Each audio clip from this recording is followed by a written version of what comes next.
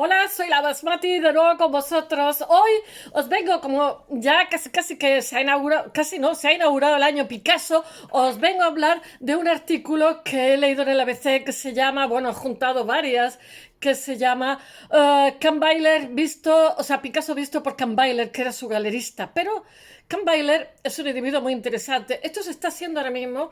Hay una exposición desde el 4 de diciembre al 19 de marzo de 2023 en el Museo de Picasso a Barcelona. Y bueno, este señor, cuando muere, dona, era un coleccionista, era un individuo muy poliédrico. Era un historiador de arte que no se le ha reconocido lo suficiente, con una obra a sus espaldas tremenda. Es además la persona que cohesiona a los artistas, sobre todo a los cubistas, y después Picasso le da... Bueno, a este hombre le pasa de todo, tiene una vida apasionante. Picasso en 1957 le da la exclusiva a él, porque era íntimo amigo suyo y la adoraba, se partía de risa, se hacían máscaras, he dejado una fotografía en mi blog, se hacían máscaras de papel como los niños se pintaban y se reunían los dos a hablar muy serios con las máscaras de papel, todo llena de colorajos. Era una persona simplemente excepcional. Él era de Mannheim, alemán, Kahnweiler, y el pobrecillo, bueno, él y su familia eran corredores de bolsa y él mismo desde muy joven es corredor de bolsa, pero desde muy joven, entonces lo mandan a la bolsa de París y desde muy joven él decide que va a ser intermediario, que no va a ser artista, pero yo creo que sí que era artista en la forma que tuvo de tratar a los artistas, de protegerlos de la adversidad. Su tío es un coleccionista también, su tío está en Inglaterra, también es corredor de bolsa. Aquí los judíos de tontos no tienen un pelo y aparte tienen mucha tradición de coleccionismo. Por eso, afortunadamente, ahora se le está devolviendo muchísima obra.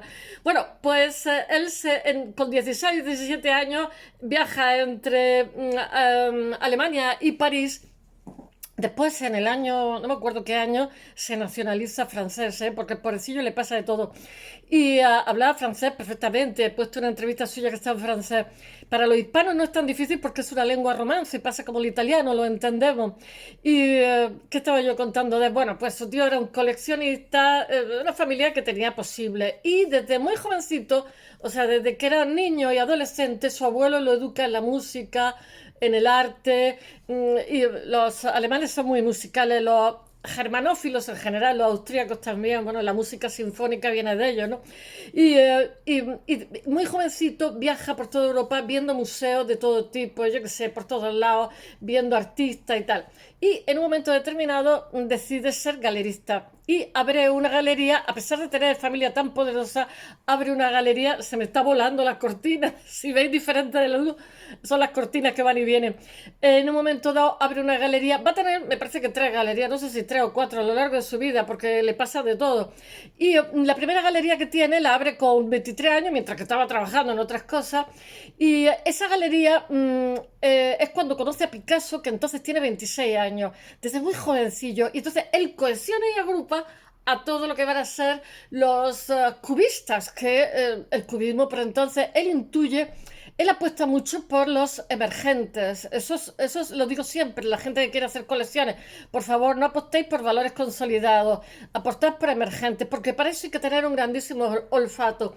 Pero aunque él adoraba a Juan Gris, lo que pasa es que Juan Gris se muere, no sé si en el año 27, 1927, muy jovencito, pero sobre todo a quien adora es a Picasso. Él dice que Picasso es un shock en su vida y siempre va a ser íntimo, tan íntimo que Picasso al final le dice que lleve su exclusiva, o sea, que cuando ya es famosísimo, que por favor, que quiere que sea él su representante y nadie más, porque se partían de risa. Si vierais las fotos que he puesto, Jacqueline Roch, la última esposa, hace fotografías de los dos, que los dos son ya súper mayores, y el alemán se ponía una peluca con trenza, estaba muy serio, un hombretón, vivió hasta los 95 años. Era simplemente un hombre excepcional. Y además de eso, como buen judío, buen pragmático, con el dinero, dice Picasso, ¿qué hubiera sido de nosotros sin Kahnweiler? No hubiera tenido ese sentido en los negocios. Kahnweiler es el que lleva todo el tema económico. Pero os voy a decir más. Kahnweiler, con su se me apagan las chuletas.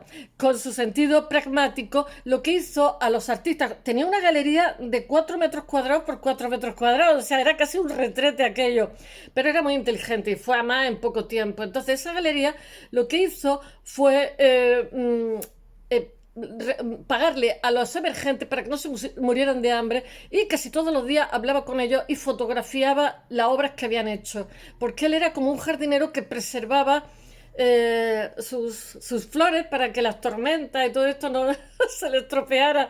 Porque tener en cuenta, mirar, yo he estado también trabajando por ahí, te dicen de todo, te dicen cosas desagradabilísimas, y cuando eres muy jovencita, a mí me pillo ya un poco más mayor, todas esas cosas me hacen bella. Entonces lo que quieres es tener un trabajo de funcionario, ser carnicera en un supermercado, que la gente no te agrede ni te dice barbaridades, ¿no? Pero a los artistas o lo mismo te ensalzan que te pisotean la boca. Y yo siempre decía, mire, si no le gusta, pues no la mire.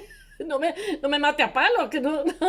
Y él es muy cuidadoso con estos emergentes para que solamente hagan lo que tienen que hacer, que es ser creativo. Y entonces los mantiene, hace fotografías de toda la obra para que haya un registro.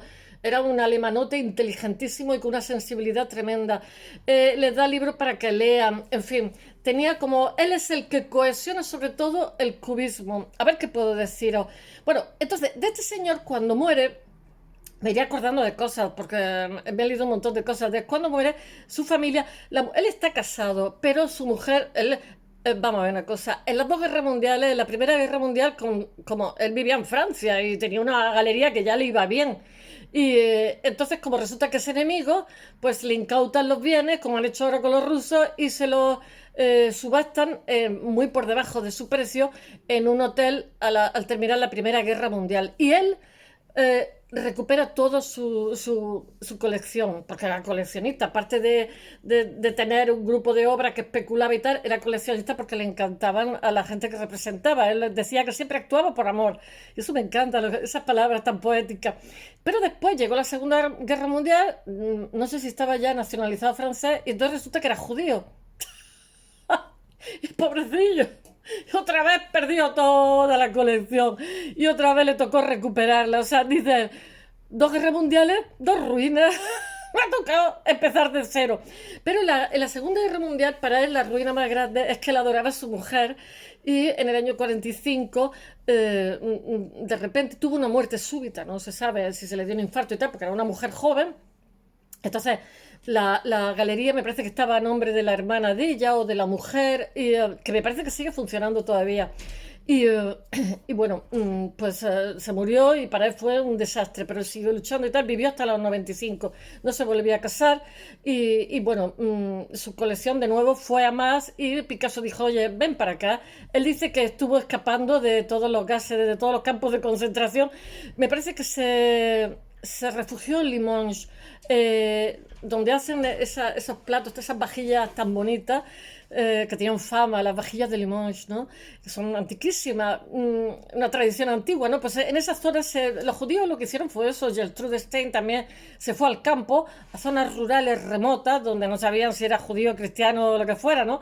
Y aparte de que estaba alejado de la guerra, pues no tenías problema de que fueran a tu casa y una noche, y bueno, y terminara en un campo de concentración, yo que sé, de Dachau o de cualquier otro, porque allí metieron gitanos, españoles, de todo. O sea, nos debían de considerar una raza inferior.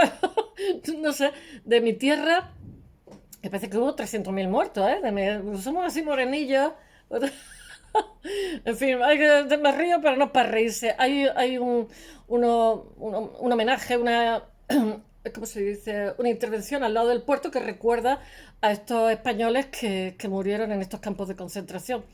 De mi tierra, de otros sitios hay más españoles. Bueno, dice Vilató, que es la comisaria, dice, bueno, ahora mismo, a ver, por partes, que no quiero ser atropellada. Ahora mismo esta exposición en el Museo Picasso de Barcelona, que me parece que está, no sé, en la estación de la França, ¿no? O ese es el Museo de Arte Moderno, no lo sé. Estuve viviendo en Barcelona, pero no me acuerdo. Bueno, pues en el Museo Picasso de Barcelona hay de la Pompidou, le ha prestado la Pompidou y colecciones privadas, ya que toda su colección está en la Pompidou, fue donada por la familia. Entonces la Pompidou le ha prestado 150 obras de la colección de este señor, de pintores. Y después hay no sé si hay ciento y pico documentos, libros que editó, porque él editaba libros, o sea, de arte, etcétera, etcétera, y él escribía a su vez muchos libros de arte. Pero su pasión fue Picasso. Y entonces hay diferentes salas donde se está reflejando que fue este señor, la cantidad de registros que tenía, era un trabajador increíble, cómo se recupera de todos los obstáculos, de las guerras, de la muerte de su mujer y todo, cómo sigue trabajando como un fiera. Pero después hay dos salas dedicadas exclusivamente a Picasso porque fue su amor, o sea, fue su pasión, su amor, ¿no? Su amor fue su mujer, pero que él lo adoraba y Picasso lo adoraba a él. Se ha puesto varias fotografías, no solamente es que lo adoraba, sino que lo dibujó y lo pintó un montonazo de veces porque era un amigo, o sea, como cuando va un amigo de verdad a tu casa y lo adora y lo quieres, pues eso, fue un amigo. Y él encantado de la vida, porque él también adoraba a Picasso, se conocían casi casi desde niños. Bueno, ya a ver si lo cuento un poquito más ordenado, menos caótico. He unido, me parece que es del ABC, diferentes artículos sobre esta persona, y estoy leyendo sobre él en internet, otros artículos diferentes, pero tampoco quiero avasallar explicando, porque bueno, me parece muy interesante que de las propuestas que se hacen en las muestras sobre los 50 años de la muerte de Picasso, pues esta me parece muy original porque te está aproximando al artista Picasso desde otra perspectiva, desde los ojos del que fue su galerista, que a su vez fue un escritor de arte súper interesante y un editor maravilloso. Bueno, como he dicho, era un individuo poliédrico, era editor, historiador del arte que no se le ha reconocido y que lleva a sus espaldas una grandísima obra y a su vez llevaba coleccionista y galerista. Entre medio de no hacer de galerista, porque cuidaba a su emergente, se dedicaba a escribir. Bueno, Kahnweiler conoció a Picasso en París en 1907 cuando Picasso tenía 26 y él tenía 23 y acababa de abrir una galería de 4 metros cuadrados. Es que digo, una galería de 4 metros cuadrados, eso no es ni un dormitorio más grande que esa galería. Bueno, en este espacio nace el cubismo cuando un crítico que acude a la muestra de Georges Braque dice que además organiza Kahnweiler, calificó de, ¿cómo se llama?, de pequeños cubos lo que hacían. Bueno, los paisajes de su pintura. Bueno, a él le pintan un retrato cubista que es precioso, ¿eh? Bueno, el Museo Picasso de Barcelona reúne obras de Braque, Juan Gris, todos los que él representaba, y Leger, en una exposición excepcional que recompone la colección. Un segundo, que me están llamando.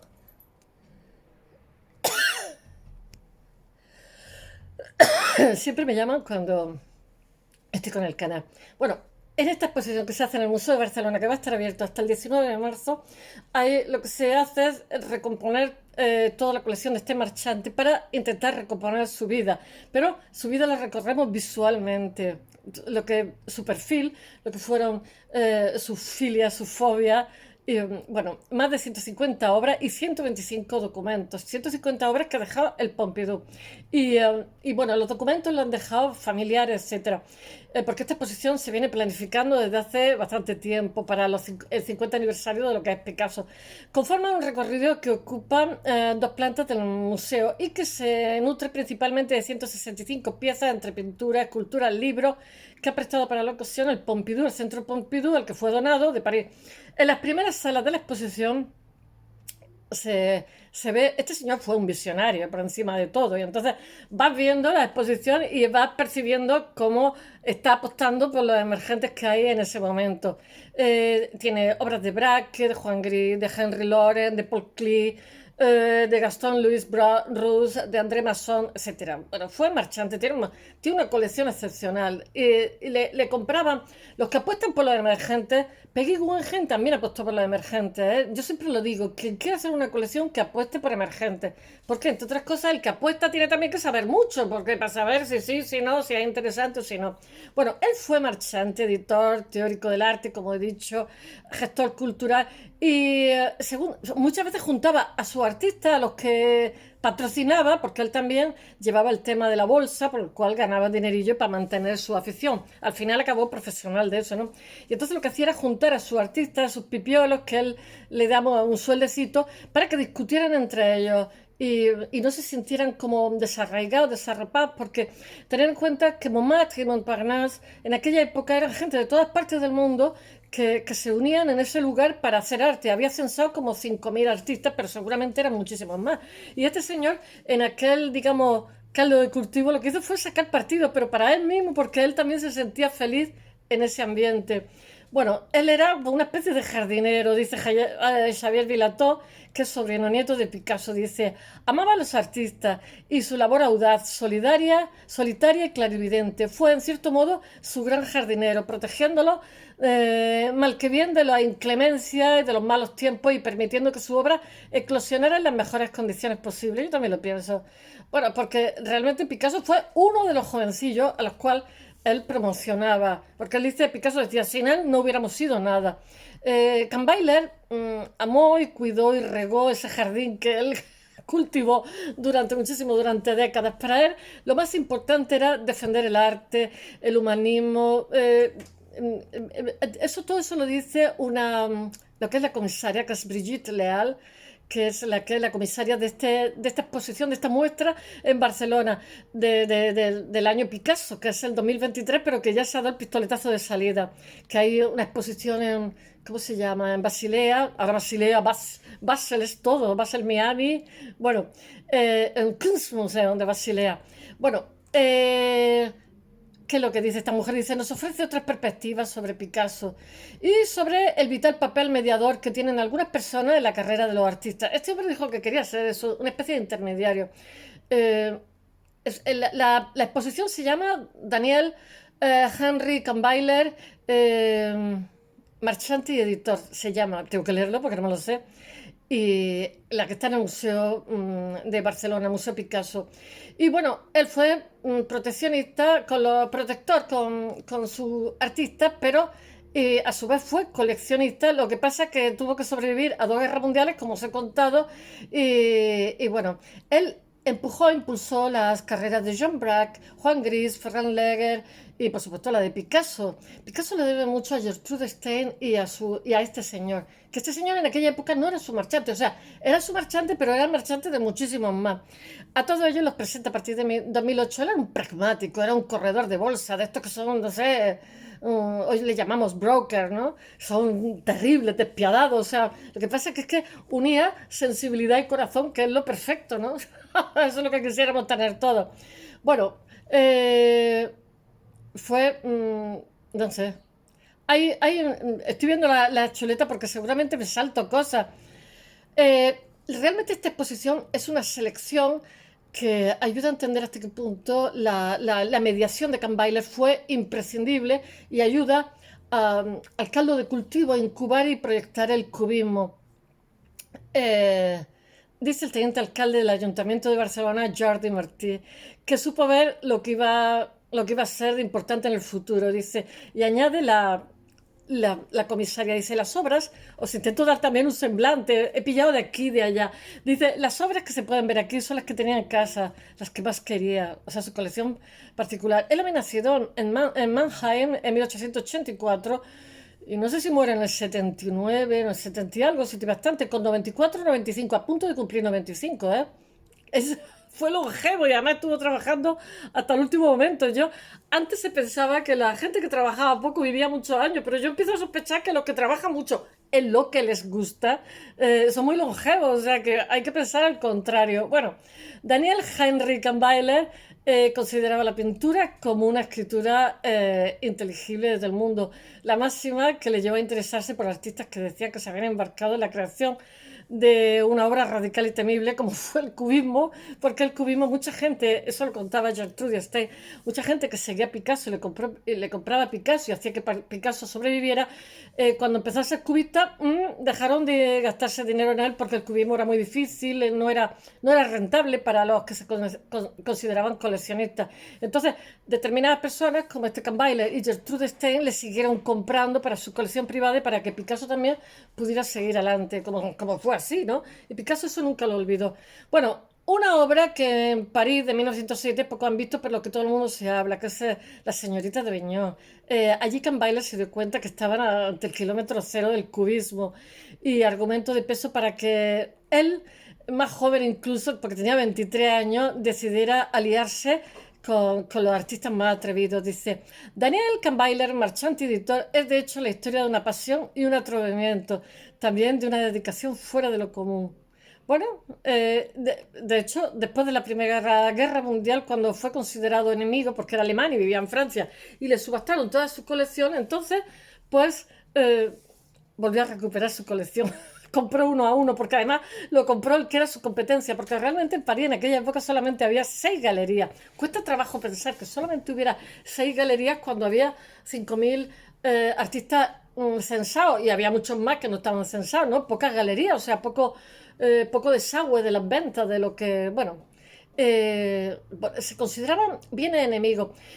Él no descansó, como os he dicho, hasta que lo compró lograr toda, o sea, compró toda su obra, recompró de Braque a su principal competidor, que era el marchante francés Léon Rosenberg. Rosenberg es otro apellido judío, yo no sé, todos los galeristas y todos los coleccionistas.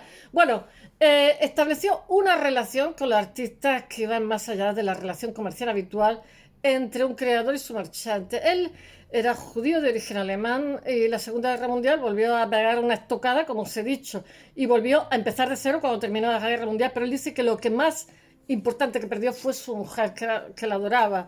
O sea, que el resto del dinero siempre tiene arreglo. Yo siempre lo digo, la salud es lo más importante. El dinero, si somos pobres, pues ya nos inventaremos algo para tener dinero, y si no, pues nos reímos y ya está, y no nos morimos.